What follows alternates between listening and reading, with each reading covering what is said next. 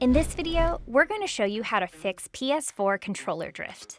You'll need a cotton swab or cloth, a very small amount of rubbing alcohol, a can of compressed air, and a paper clip. Before getting started, make sure to turn off the PlayStation 4 and unplug any cables from the console. Using the cotton swab or cloth and a tiny amount of rubbing alcohol, clean the analog stick, especially around the base. Let the alcohol completely dry before moving to the next step. Next, use a can of compressed air to blow out dirt and debris stuck in the analog stick. Be careful not to get more moisture in the controller.